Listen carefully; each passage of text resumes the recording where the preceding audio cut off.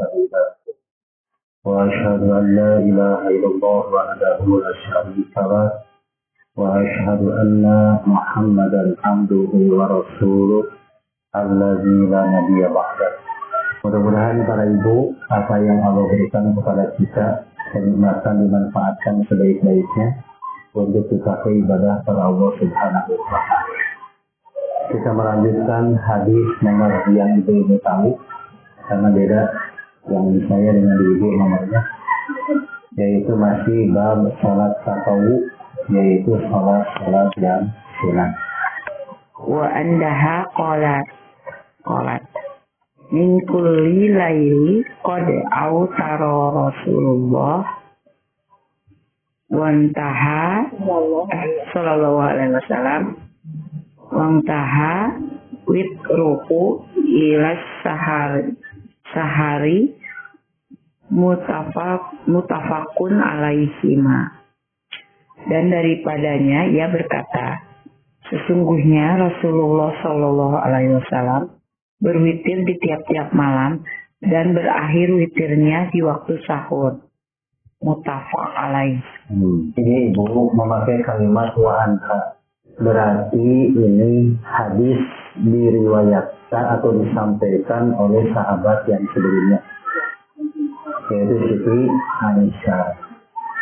Kenapa kalimatnya wa anha? Karena Aisyah itu muannas. Maka karena muannas, maka memakai dhamir yaitu dhamir ha. Sedangkan kalau muzakkar baru memakai dhamir hu. Makanya karena wa anha radhiyallahu anha, semoga Allah meridhoinya.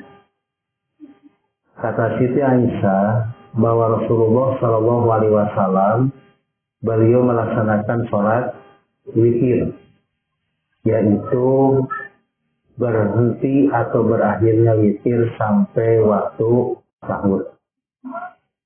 Pada ungkapan hadis ini ada kalimat min kulli lail. Min kulli lail itu berarti menunjukkan bahwa lafaz umum setiap malam. Maka Rasulullah Shallallahu Alaihi Wasallam melaksanakan sholat witir setiap malam, yaitu pada hadis sebelumnya dilaksanakannya itu setelah sholat Isya. Maka karena dilaksanakan setelah sholat Isya, berhentinya itu kapan? Wantaha witruhu ila sahari. Maka beliau itu terakhir witirnya itu sampai akhir malam. Akhir malam sampai waktu sahur.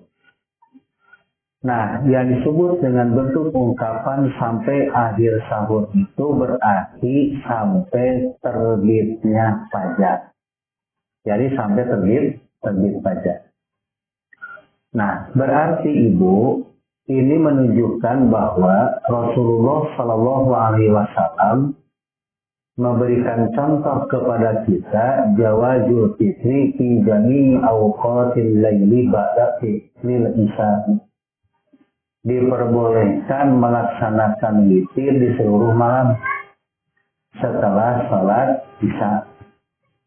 Jadi intinya witir itu dilaksanakannya itu dari setelah sholat isya sampai terbitnya fajar. Begitu.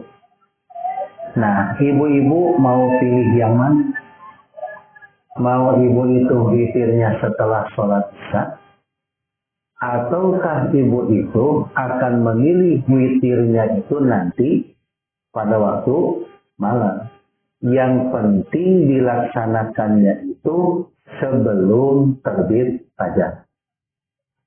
Karena kalau nanti setelah terbit fajar, maka waktu sholatul lail itu para ibu sudah tidak ada lagi. Yang ada itu adalah sholat subuh. Kalau sudah berkaitan dengan sholat subuh, maka berarti dia itu para ibu ada pelaksanaan yang disebut dengan qobliyah subuh, begitu. Jadi witirnya itu tidak ada, tapi masuk pada pelaksanaan sholat qobliyah subuh. Jadi qobla subuh itu bukan sholat sebelum masuk waktu subuh. Tapi yang disebut dengan sholat qobla subuh itu sholat yang dilaksanakan sebelum sholat subuh. Begitu. Nah, sebagaimana pada pembahasan sebelumnya, itu ada dua keutamaan kan ya.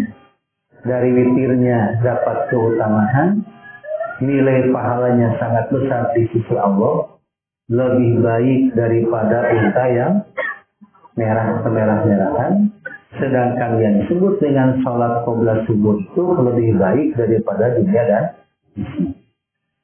Nah ini Bu manfaatnya bagi orang-orang yang melaksanakan sholat witir dan sholat qobla subuh. Nah makanya untuk itu yang disebut dengan bentuk kalimat al-waktu itu harus menjadi perhatian bagi kita. Makanya ada istilah yang disebut dengan waktu yang utama, ada juga waktu yang lebih utama. Gitu ya. Jadi ada yang disebut dengan fadlun, ada yang disebut dengan afdolu.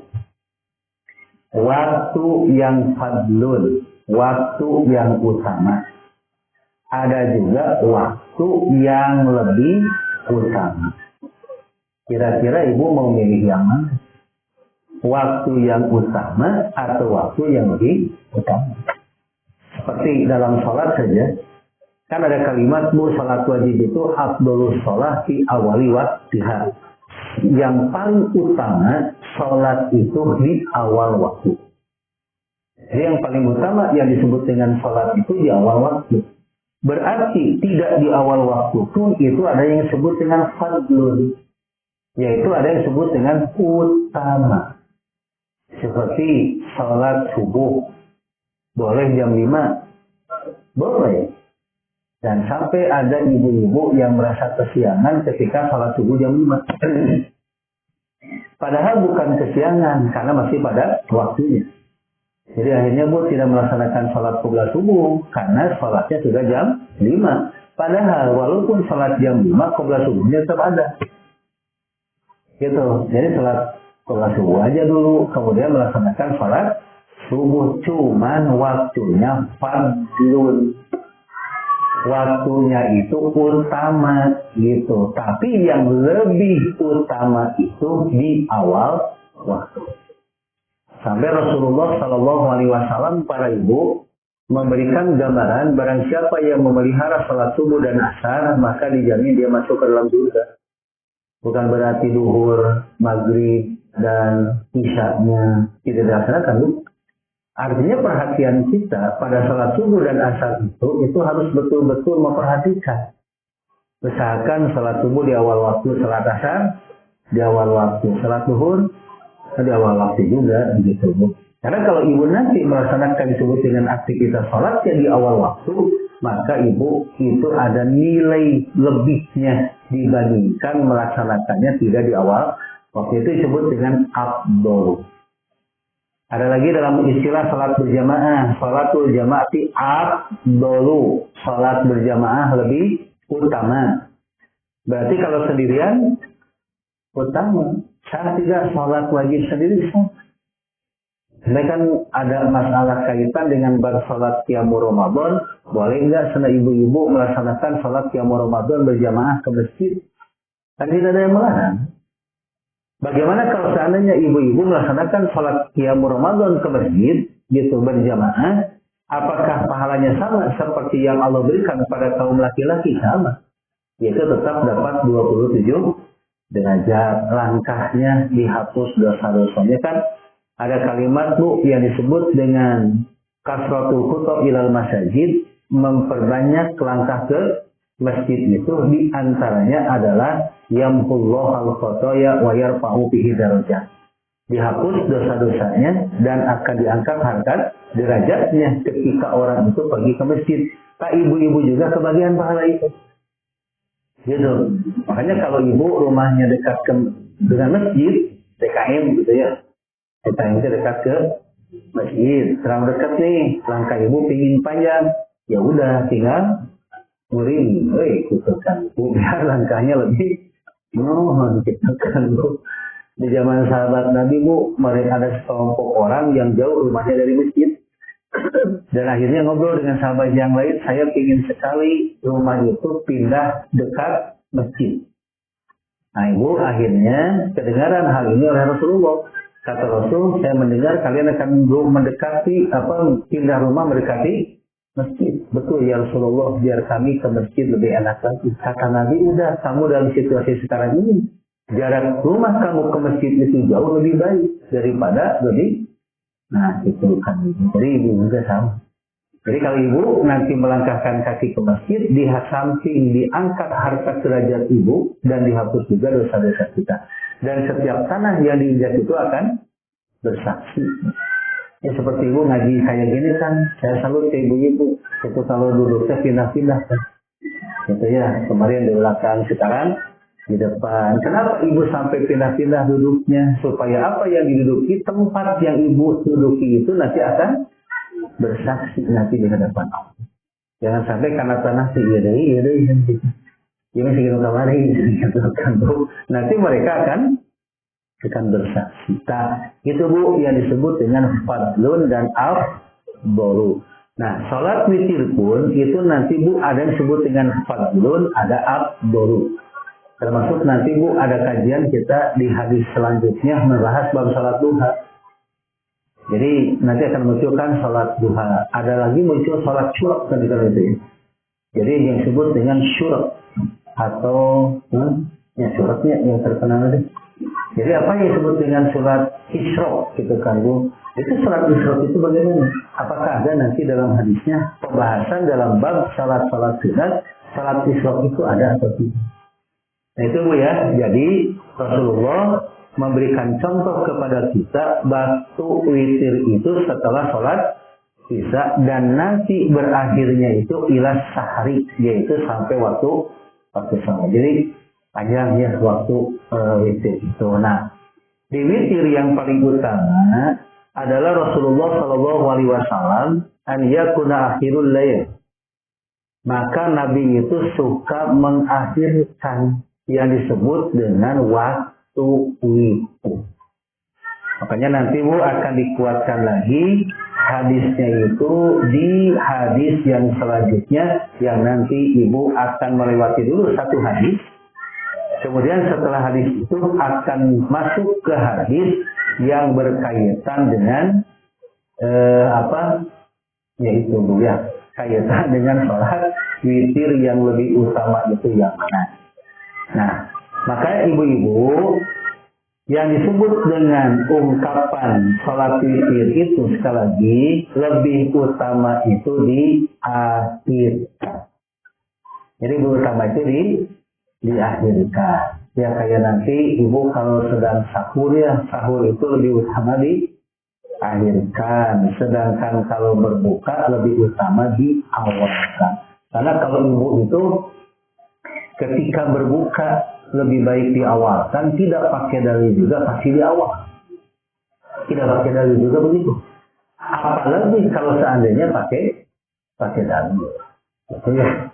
Makanya Ibu di bulan Sya'ban ini Ibu terus latihan melaksanakan sholat saum sunat yang alhamdulillahnya ibu-ibu mau kemari Senin saum gitu. Nanti besok Kamis pun berusaha untuk saum. Jadi dalam rangka kita terus membiasakan untuk ibadah kepada Allah menghadapi saum pada bulan Ramadan. Inilah Ibu hadis yang disampaikan oleh Siti Aisyah mengenai cara sholat witirnya Rasulullah Shallallahu Alaihi Wasallam. Itu Ibu garis bawahi min kullil laili, yaitu setiap malam. Jadi Nabi setiap malam itu melakukan witirnya diakhirkan. Jadinya kalau Nabi kan menasihati ke sahabat dan begitu, usahakan kalian itu sebelum tidur witir dulu. Amalan yang akan kalian lakukan itu kata Nabi pada salah seorang sahabatnya, yaitu sholat saum 3 hari tiap bulan. Kemudian jangan kamu meninggalkan, usahakan sholat witir sebelum tidur. Lalu melaksanakan sholat duha, gitu. Itu yang diamanahkan oleh Nabi. Tapi Nabi pun beliau itu melaksanakannya malah diakhirkan. Nanti bagaimana seperti itu dan bagaimana keadaannya sampai Nabi itu melaksanakan witirnya diakhirkan. Itu Ibu ya, kaitan dengan hadis nomor berapa Bu? 403. Sekarang 404. Silakan Bu.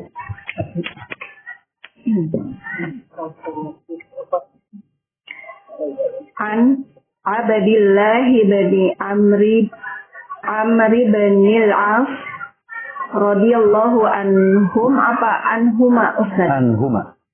Anhuma. Qala li Rasulullah sallallahu alaihi wasallam, ya Abdullah, la takun mithla fulan kana yaqumu minal layl. Pataroka. Tak itu teh. Mohon. Pataroka. Oh ya, fataroka qiyamal lail muttafaqun alaihi. Dari Abdillah bin Amr bin al-As, ia berkata, telah bersabda Rasulullah sallallahu alaihi wasallam kepadaku, ya Abdullah, janganlah engkau jadi seperti si fulan. Ia salat malam, lalu ia tinggalkan salat malam. Muttafaqun alaih. Terus? Satu Bu, dua. Satu aja dulu lah. Itulah Bu hadis nomor 404. Dalam hadis ini disampaikan oleh Abdullah bin Amr bin As. Makanya radhiyallahu anhuma. Karena anaknya Abdullah orang Islam, Amr bin As pun orang Islam. Maka dua-duanya sahabat, maka disebutkan dengan kalimat radhiyallahu anhuma. Semoga Allah meridhoi keduanya. Maka Rasulullah Shallallahu Alaihi Wasallam menasehati atau memberikan ilmu kepada Abdullah bin Amr bin As. Maka kata Rasulullah SAW, ya Abdullah, la takun misla fulan. Engkau itu jangan seperti si fulan. Inilah bahasa yang dipakai oleh Nabi, memakai bentuk kalimat fulanun untuk menutupi jati diri seseorang. Kalau ingin memberikan contoh, itu jangan menyebut namanya. Dalam rangka apa? As-satru, menutupi kehormatannya. Makanya tidak menyebut nama, kadang si fulan. Kalau dalam bahasa Sunda ada istilah si anu sebenarnya. Nah, kayak si anu sebenarnya. Si anu itu tidak disebutkan namanya.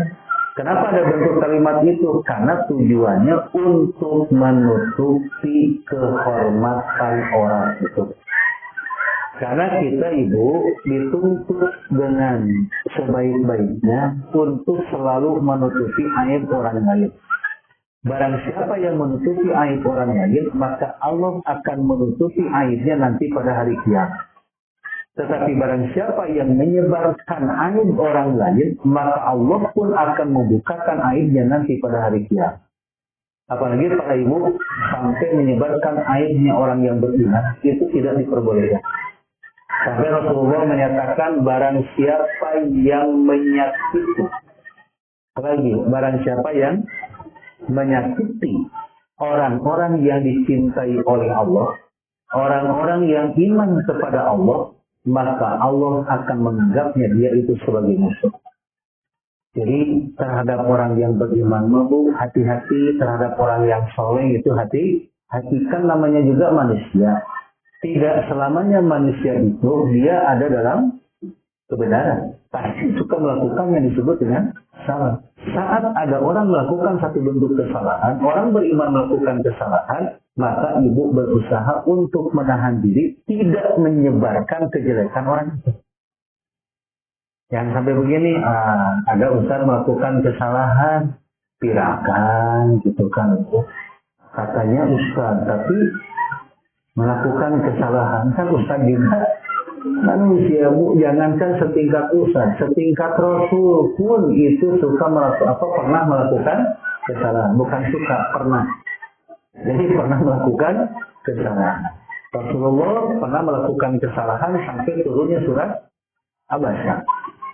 Dan adanya surat Abasa itu diantaranya kesalahan yang dilakukan oleh Rasul karena menolak Ibnu Ummi Maktum yang jelas-jelas mau masuk Islam, tapi Nabi malah menghadapi pemuka-pemuka Quraisy yang belum tentu dia itu masuk Islam. Makanya turunlah surat Abasa. Abasa ini pengingat dari Allah kepada Rasul. Tapi tidak beda, Bu. Rasul ketika diingatkan dengan Al-Quran, langsung menyadari kesalahannya. Tapi kadang-kadang kita diingatkan dengan Al-Quran, Quran. Ya, itu kami sepertinya tidak berubah. Itu, Bu. Makanya, Bu, kecintaan kita itu terhadap Al-Quran itu harus betul-betul kita cintai, karena nanti pada satu saat kita itu diingatkan oleh Al-Quran akan sami'na wa ata'na.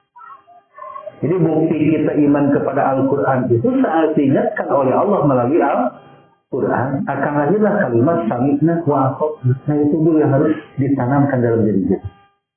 Jadi kalau sini kita itu melakukan kesalahan, diingatkan oleh Allah dengan Al-Quran. Jadi sebetulnya ada orang yang mengingatkan kepada kita, itu kasih sayang dari Allah. Oh, ada orang yang ingin mengingatkan kita, sampaikan saja ayat Al-Quran, maka ternyata, Bu, orang tersebut mau melaksanakan apa yang Allah ingatkan di dalam Al-Quran. Nah, itu tandanya kita iman pada Al-Quran. Nah, gitu Ibu ya. Jadi kalau ada orang yang melakukan satu bentuk kesalahan atau ada aibnya, usahakan ditutupi. Apalagi, Bu, aib itu ditemukan oleh kita di sosok jenazah yang kita mandikan. Jadi Ibu kalau ingin memandikan jenazah, pernah memandikan jenazah? Pernah ya? Gitu. Alhamdulillah Ibu sudah pernah memandikan jenazah. Karena, Bu, kalau memandikan jenazah mah harus ada praktek. Kalau jadi jenazah nggak usah praktek.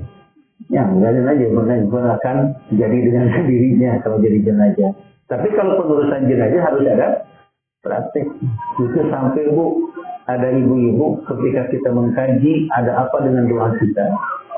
Lalu di sana ada doa jenazah.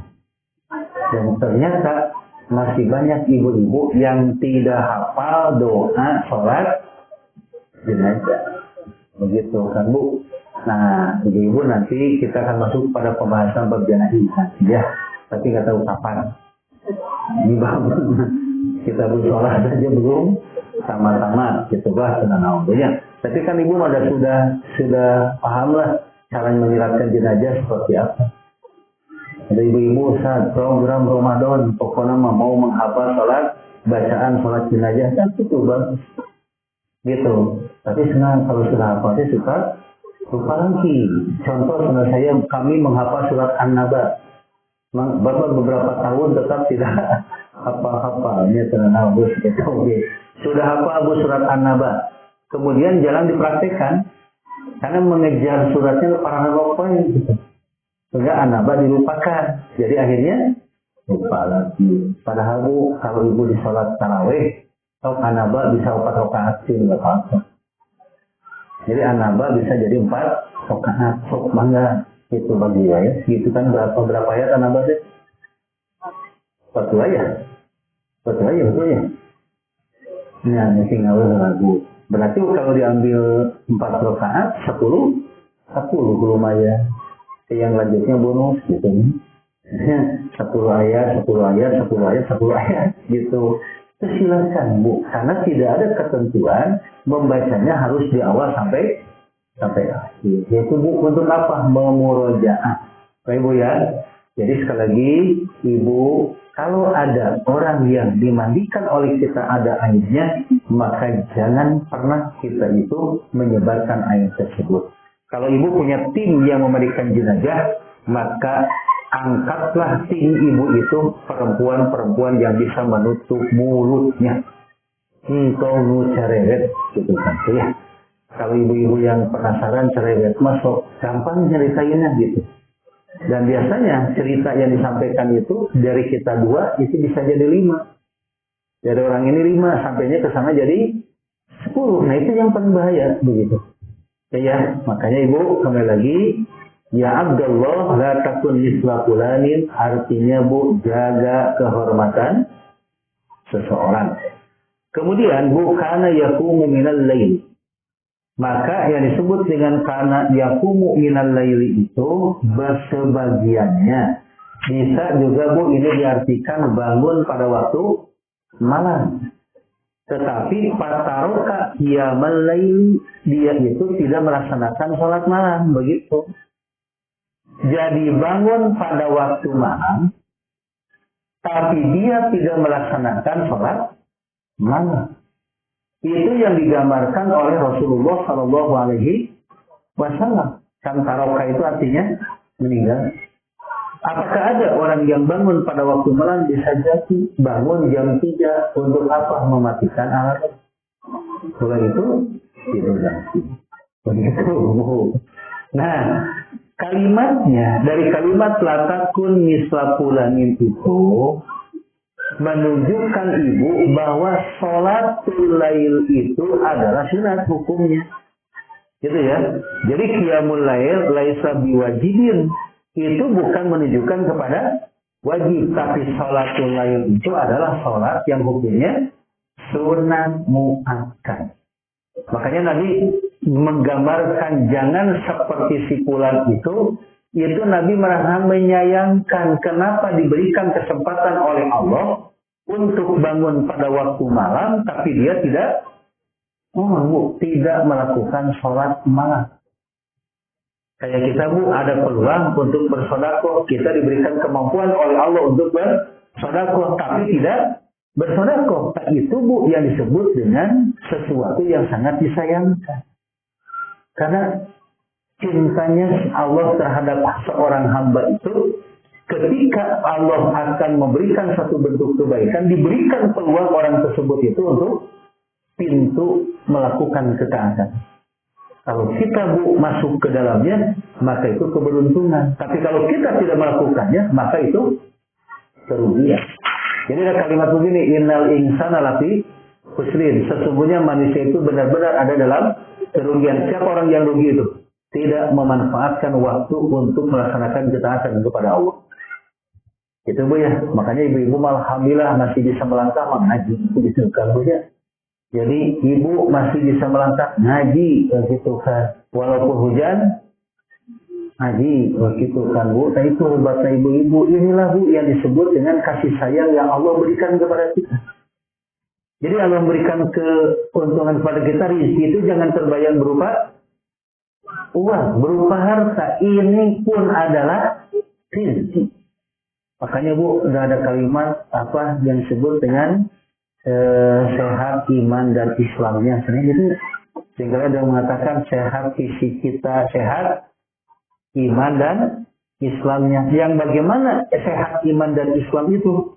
Yang ini, keimanan kita itu sehat, ada peluang untuk melakukan kebaikan, maka kita melakukan. Dan saat bangun deh bu, setan deh hebat ya, bangun sholat, jangan. Apalagi berpegang pada kalimat as-sholatu khairum minan naum. Sholat itu lebih baik daripada tidur. Sok milih mana? Sholat, tidur. Kalau mengikuti hawa nafsu pasti tidur. Kenapa? Karena tidur pun baik. Tapi kalau mengikuti kaitan dengan keimanan, maka ibu kan sholatnya selama ini bu, kita itu mendahulukan keinginan hawa nafsu atau keimanan. Itu aja gitu. Ya, kayak kita bu menghadapi dunia ini, menghadapinya dengan hawa nafsu atau keimanan. Kalau menghadapinya kaitan dengan hawa nafsu, maka dunia yang kita dapatkan pasti itu akan terasa selalu berkurang atau merasa kurang dan kurang selama. Padahal dunia mau sebanyak apapun dunia, pada ujung-ujungnya nanti akan ditinggalkan oleh kita. Itu bu ya. Jadi ibu ini mah merupakan peringatan Rasulullah terhadap Abdullah bin Amr. Gitu. Hati-hati, kamu jangan seperti seseorang yang dia itu bangun pada waktu malam tapi tidak melaksanakan sholat sholat malam. Nah, ibu-ibu, untuk itu Bu, kalimatnya kitalah berusaha bangun pada waktu malam. Nanti usahakan bisa bangun tahajud. Bisa bangun tahajud. Senin Kemis bisa saum. Itu kan Bu. Kenapa? Harus ada istihbabul mudawamah. Artinya ibu disunatkan untuk memudawamahkan. Apa mudawamahnya itu? Merutinkan suatu bentuk kebaikan yang kita lakukan. Kayak ibu kalau rajin tahajud setiap bangun tiap pagi tahajud. Lalu kalau ibu yang masih aktif kaitan dengan penghalang untuk melakukan sholat, itu kan Bu ya.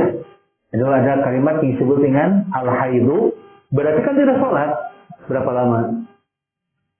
7 hari kan? Sambil aja normalnya 7 hari. Berarti kan ibu bangun jam 3 nama pasti. Karena itu sudah menjadi kebiasaan. Sedangkan ibu mau sholat sedang haid, maka pahala tahajudnya tetap oleh Allah akan dicatat. Jadi pahala tahajudnya tetap akan dicatat. Jam 3 bangun karena lagi haid, tidur lagi weh.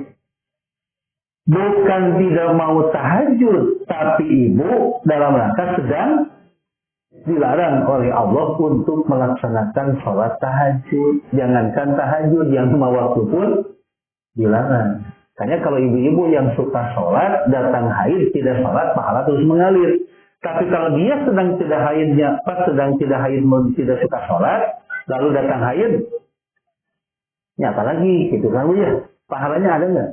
Jangan ada. Nah itu Bu, keuntungannya bagi orang-orang yang dia itu memanfaatkan waktu sebaik-baiknya untuk beribadah kepada Allah. Makanya ibu pertahankan kebiasaan bangun tahajud jam berapa Bu? Jam 2, jam 3, jam 4 gitu. Mohon banget bola. Tergantung ibu mana yang biasanya. Jam 3 silakan, setengah 4 silakan. Apalagi sekarang subuh nanti 4:30 begitu Bu. Kalau ibu nanti bangun jam 2, tahajudnya seberapa jam?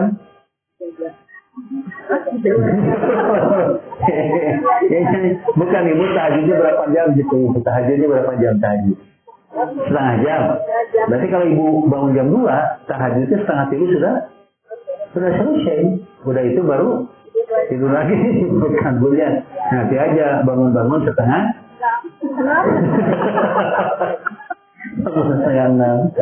Nah itu Bu. Ya makanya Bu, usahakan disebut dengan tahajud itu jangan sampai jam 2 kayak gini Bu. Orang sahur itu kan jam 2. Ya sahur itu jam 2. Sedangkan adzan subuh 4:30. Maka Bu, kalau sahur jam 2 itu ada peluang kita tidur lagi.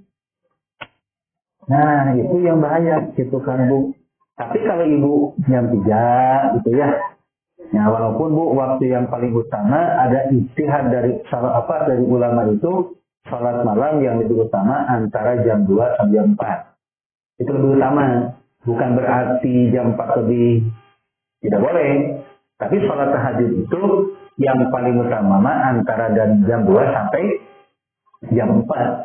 Jadi Bu boleh mau mengambil jam 2 maka Bu ya. Mau mengambil jam 3 pun, maka mau ngambil jam setengah 4 pun, ya silahkan gitu Bu. Karena itu masih masuk kategori waktu yang paling utama. Kenapa Bu sambil disebut waktu yang paling utama? Karena ibu-ibu ini masih pada warna Allah turun ke muka ke samain dunia. Jadi ibu-ibu bukan berarti Allah tidak ada di samain dunia tidak menyaksikan, cuma menunjukkan lebih utamanya melaksanakan sholat tahajud itu di gitu kan Bu. Sok mangga ibu-ibu mau milih yang mana? Ada yang masak mau bangun tahajud itu pahala gitu. Enak ya bila Islam tidak melakukan tapi dapat hebat Bu. Kenapa? Karena sudah menjadi kebiasaan. Kayak sekarang ngaji kita rebuk ngaji itu kan Bu, ada semesteran libur gitu ya. Maka selama semesteran itu ibu dapat pahala nggak? Ya tahu Bu kelebihan teh. Gitu, libur berapa lama? 3 minggu, anarnya dapat buat saya ditulis malaikat. Padahal mah nggak ngaji. Tapi mulai tulisan liburnya. Jadi tetap nilai pahalanya mah ada. Nah itu yang disebut dengan man syabba ala sayyin syabba alaihi. Barang siapa yang sudah biasa pada satu bentuk perkara, maka dia akan mudah itu Bu melakukannya lagi. Nah makanya di sini ada gambaran Bu, istinbatnya istihbabul mudawamah. Disunatkan untuk mendawamkan perbuatan yang baik. Jadi dari hadis yang Ibu baca tadi, pertama bahwa sholat malam itu tidak wajib. Kedua, disunatkan untuk membiasakan, memudawamahkan amal kebaikan. Mendawamkan amal kebaikan. Insya Allah, itu Bu akan menjadi nilai pahala bagi kita saat kita tidak melakukan. Itu Bu ya. Nah itulah Ibu hadis yang nomor 404. Sekarang Bu masuk ke 405. Mana Bu?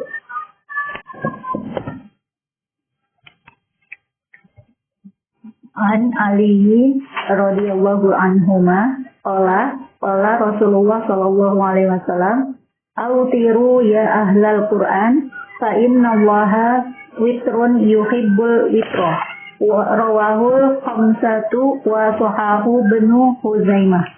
Dari Ali radhiyallahu anhuma ia berkata telah bersabda Rasulullah sallallahu alaihi wasallam, berwitirlah kamu, hai ahli Quran, karena sesungguhnya Allah itu witir. Artinya ganjil atau tunggal. Ia suka kepada sholat witir. Diriwayatkan dia oleh 5 dan disahkan dia oleh Ibnu Huzaimah. Ya.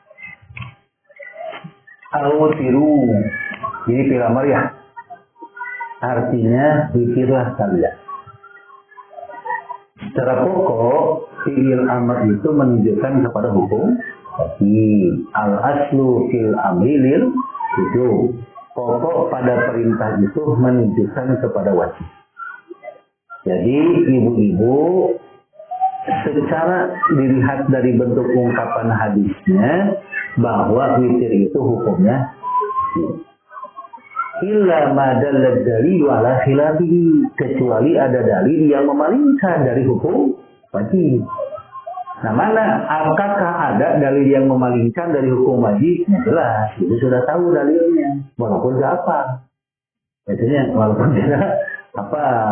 Rasulullah beliau ditanya, ma faradullahu alayya minas salat. Ya Rasul, apa yang Allah wajibkan kepadaku di dalam urusan salat? Kata Nabi, as-salawatul khamsu illa an tatawwa syai'an. Engkau itu melaksanakan salat 5 waktu kecuali engkau melaksanakan yang sunnah. Nah inilah Bu yang disebut dengan dalil yang memalingkan bahwa yang disebut dengan bentuk ungkapan witir itu bukan menunjukkan kepada hukum wajib. Karena yang wajib itu cuma yang 5 waktu. Nah karena kalimat autirunya itu bukan menunjukkan kepada hukum wajib, berarti Bu ini menunjukkan kepada sunat makan. Begitu. Siapa yang diperintahkan untuk berwitir itu? Ya ahlul Quran, wahai ahli Al-Quran. Siapa yang dimaksud? Yaitu al-mu'minun ilal Quran. Orang-orang yang beriman kepada Al-Quran. Apa buktinya beriman kepada Al-Quran? Li'annahum sadaqu bihi wa samaru bi awamirihi wa antahu bi nawahihi. Yaitu yang membenarkan Al-Quran. Itu Al-Quran. Yang yakin, yang membenarkan kepada Al-Quran. Apa bukti membenarkannya? Melaksanakan apa yang diperintah dan menjauhi apa yang dilarang. Itu Bu Ahlul Quran. Kita begini Bu, Ahlul Quran sih. Hafalan Qurannya 30 juz. Gitu ya, di luar kepala kayak kita. Gitu kan? Nah, dia di luar kepala Bu. Kira Quran. Jadi kan di luar kepala di dalam Al-Quran 30 juz. Ibu baca Quran itu sebanyak 30 juz selesai. Tetapi pertanyaannya, apakah ibu itu melaksanakan tidak apa yang diperintahkan oleh Allah di dalam Al-Quran dan menjauhi tidak apa yang dilarang oleh Allah di dalam Quran. Nah itulah Bu orang-orang yang dikatakan beriman terhadap Al-Quran dan itu Ahlul Quran. Jadi Ahlul Quran deh Bu, 30 juz apa, nanti diamalkan, nah gitu. Maksudnya ibu mau apa juz ke-30 tapi diamalkan, itu lebih baik. Daripada apa 30 juz, tidak mampu. Itu Bu. Makanya Bu, pada bahasan sebelumnya saya menyampaikan ke ibu-ibu, ibu berusaha apa yang diperintahkan di dalam Al-Quran itu harus dilaksanakan. Tapi mastata'tu berdasarkan kemampuan. Kayak kita melaksanakan saum pada bulan Ramadan. Itu kan melaksanakan perintah Allah yang ada di dalam Al-Quran. 1 bulan penuh Bu kita harus melaksanakannya. Tetapi tetap Allah juga memberikan keringanan bagi orang yang tidak sanggup untuk melaksanakan saum dengan kalimat yuridullahu bikumul yusra wala yuridu bikumul usra. Allah punya maksud ingin mempermudah, tidak mempersulit. Jadi dalam ajaran Islam tidak ada kesulitan. Mampu lakukan, tidak mampu tinggalkan. Siapa yang tahu mampu dan tidak mampunya? Diri kita, bukan orang lain. Makanya nanti ada solusinya. Tidak mampu saum, apa yang lakukan? Kodok atau tapi dia. Jadi ibu saya tidak mampu, berarti saya harus kodok karena ranahnya ini. Saya tidak mampu, berarti harus fidyah karena ranahnya ini. Makanya untuk itu Bu, dalam melaksanakan saum Ramadan, ilminya ibu harus memiliki ilmunya. Jadi bukan ruhaniyah saja yang disiapkan itu. Di saum Ramadan itu ruhaniyahnya ada, yang disebut dengan ilmunya pun tahu. Jangan sampai nanti kita terjebak oleh satu bentuk aturan yang bisa memberatkan kita. Karena ada Bu fatwa yang menyatakan kalau seandainya tidak saum ya harus kodok, ya harus fidyah. Ya kodok ya, fidyah iya. Gitu. Itu memberatkan. Makanya dalam Quran Bu sudah diatur mana yang kodok, mana yang fidyah. Ibu apa kodok, mana fidyah? Itu aja. Itu ya. Jadi kemudian kenapa ibu nyaman melaksanakan saum pada bulan Ramadan? Kenyamanan itu sebetulnya Bu, karena ibu itu tahu bahwa saum itu perintahnya bukan dari manusia, tapi saumnya perintahnya dari Allah. Ini perintah dari dokter saja diikuti. Ibu mau operasi, maka ibu harus bangun. Ibu itu mau cek darah, maka harus gitu. Itu kan Bu nurut karena perintah dokter. Kayak ada orang yang merokok, Pak berhenti ya merokok. Karena apa? Karena jantung Bapak tidak kuat. Berhenti ibu merokok.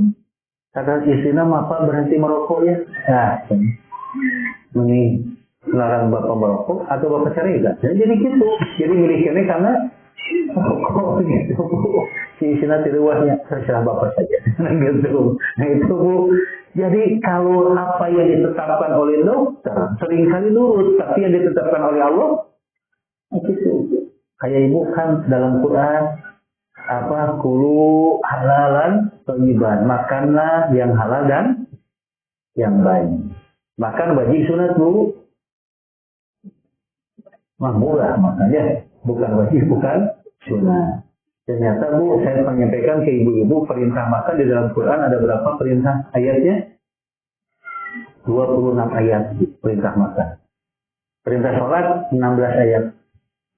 Kalau nggak percaya silakan cari sendiri sama ibu. Jadi ada ahli tafsir Bu yang meneliti bahwa perintah makan 26, tapi perintah sholat 16 ayat. Kalau ibu menyimpulkan perintah makan 26, perintah sholat 16, kalau begitu lebih banyak mana? Lebih banyak makan daripada jadi begitu kan Bu ya kesimpulannya.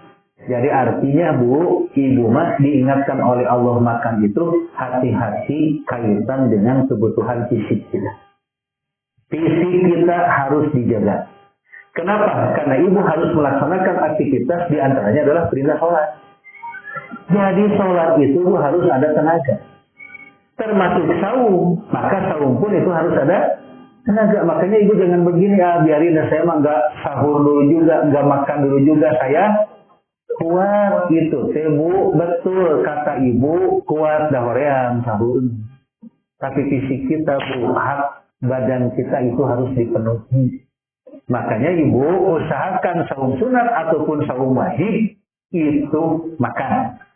Usahakan mohon Bu, makan.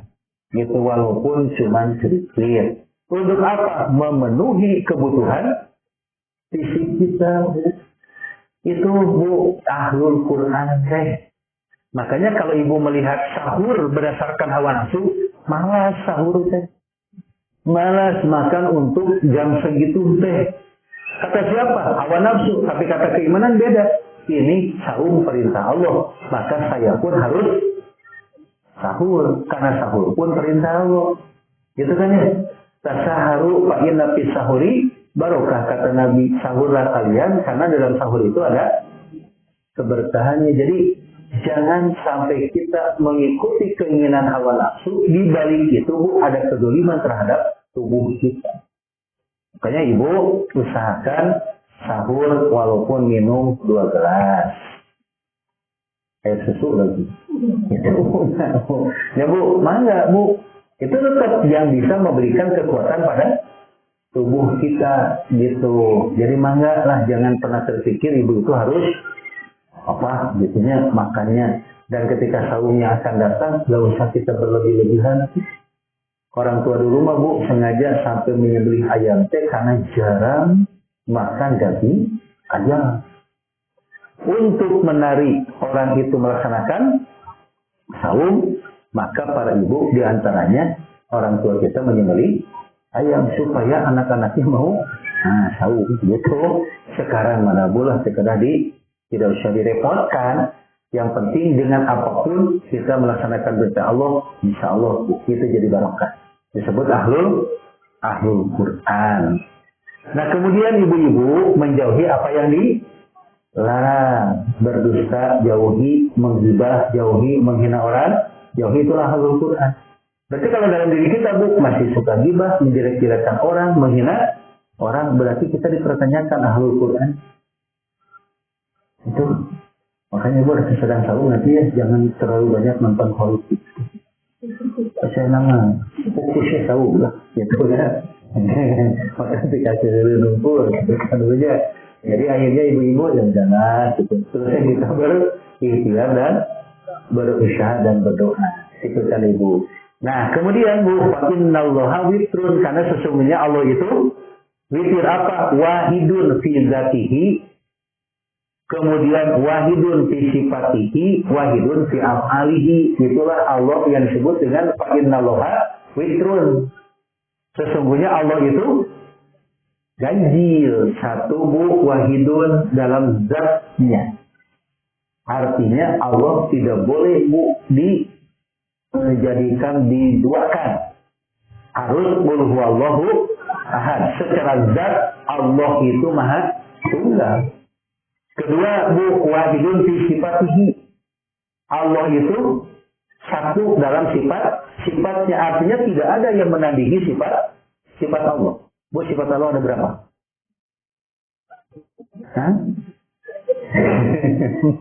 Bu, ada nama-nama Allah, ada sifat Allah. Nama Allah 99, sifat Allah 20.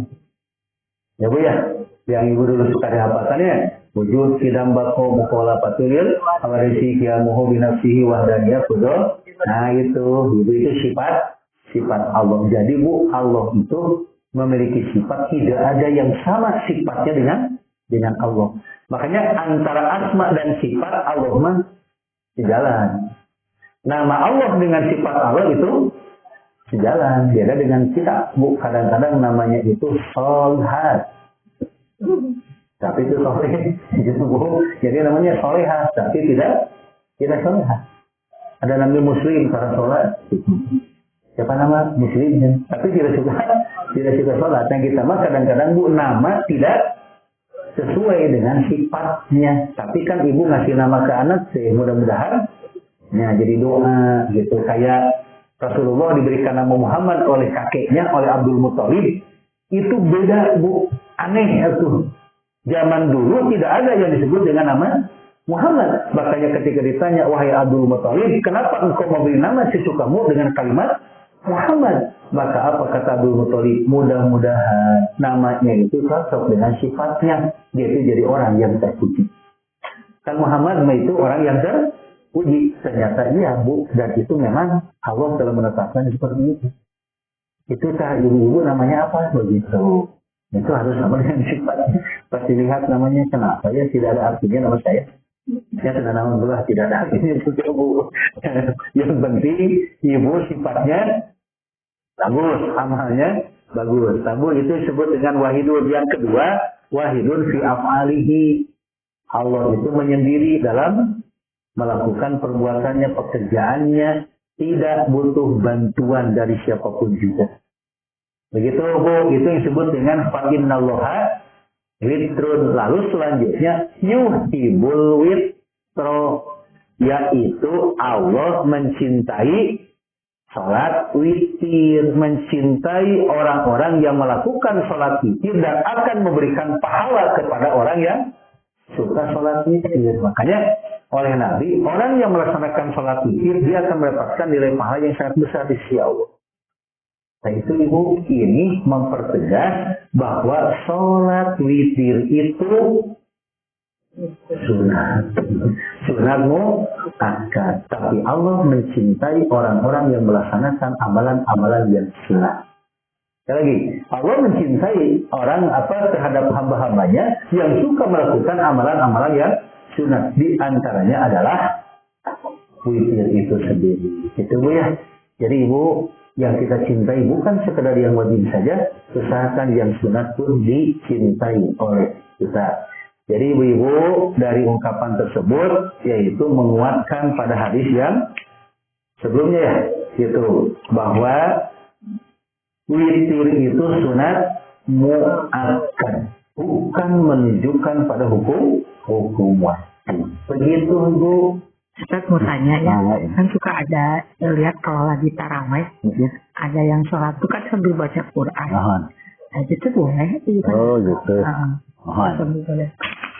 Ibu-ibu, kalau kita melihat pada apa yang disabdakan oleh Nabi, fal yaqra ma tayassara ma'aka minal Quran. Maka bacalah apa yang kamu anggap mudah dari Al-Quran. Jadi artinya Bu, dengan kalimat ini usahakan, bukan usahakan, ikuti aja apa yang dikatakan oleh Rasul. Ibu apalnya mana gitu, itulah yang dibaca. Kalau itu nanti Bu diperbolehkan, imam wanita tingkat apalanya, dan ibu pun tidak akan meningkat apalanya. Kenapa? Dan bisa baca mushaf nantinya. Dan nanti ketika kita baca mushaf, Bu, ada kaifiah sholat yang terganggu nanti. Contohnya Ibu, sekarang sholat begini, ini pegang begini. Sedangkan ketika kita sholat, tangan kanan harus berada di tangan, disimpan di tangan kiri kita. Lalu kita sedang sholat, megang mushaf. Berarti kaifiah sholat kita ada kekeliruan di dalamnya. Itu sudah tamat satu lembar, nah buka dari itu kan, apalagi yang besar tentunya itu maju lagi, buka mundur dari baca. Nah itu ada gerakan-gerakan yang dilakukan yang di luar sholat itu ya. Jadi makanya kita kembali lagi lah kepada apa yang disabdakan oleh Nabi, bacalah Al-Quran yang kamu hafal di dalam sholat. Itu Ibu ceritanya. Gitu. Makanya usahakan sholat yang Ramadan persiapkan Ibu surat hafalan suratnya harus ditambah begitu. Tapi tidak memang senabi mah hesya apa. Saya kata Ibu kata hesya apa itu akan menghalangi Ibu hesya apa. Karena ada kalimat tuh susah karena saya mau menghafal Quran mohon jadi susah itu karena memang ya dibiar susah oleh kita begitu Bu ya. Mohon gitu Ibu, insya Allah. Cuma Bu, Ustaz mau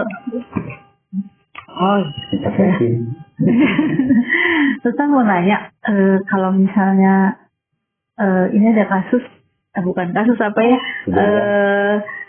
ada teman yang sering berhutang, tapi ujung-ujungnya tuh tidak membayar, dan itu tuh terkena ke beberapa orang. Terus ada salah satu orang yang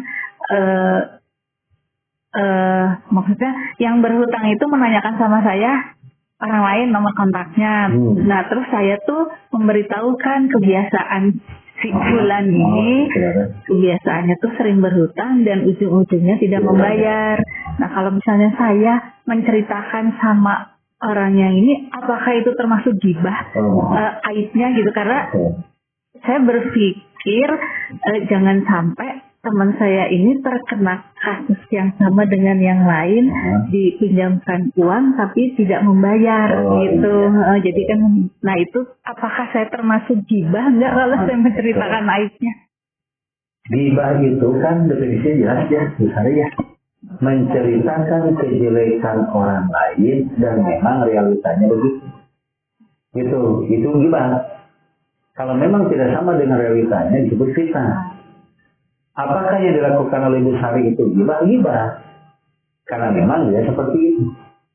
Cuman kan dalam kalimat gibah ada gibah yang diharapkan, ada gibah yang diperbolehkan. Salah satunya itu. Gitu.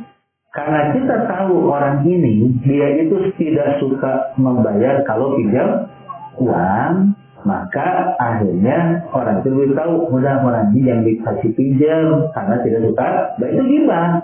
Cuma ingin menyelamatkan siapa? Menyelamatkan orang yang dipinjam uangnya dan menyelamatkan orang yang meminjamnya. Supaya dia itu tidak bertambah banyak dosanya. Gitu Bu. Jadi nggak jadi masalah Bu Sari kalau saatnya mau melakukan hal seperti itu. Ini adalah gibah yang diperbolehkan dalam rangka menyelamatkan saudara kita, baik yang minjam ataupun yang meminjamkan. Begitu. Boleh silakan. Bu, yang bisa saya sampaikan, insya Allah kita bertemu lagi di Rabu yang akan datang. Mudah-mudahan ibu-ibu kita sudah mempersiapkan diri untuk menghadapi saum pada bulan Ramadan. Itu tinggal beberapa hari lagi ya. Mohon maaf apabila ada kata-kata yang kurang berkenan. Rabbana atina fid dunya hasanah wa fil akhirati hasanah wa qina adzabannar. Wassalamualaikum warahmatullahi wabarakatuh.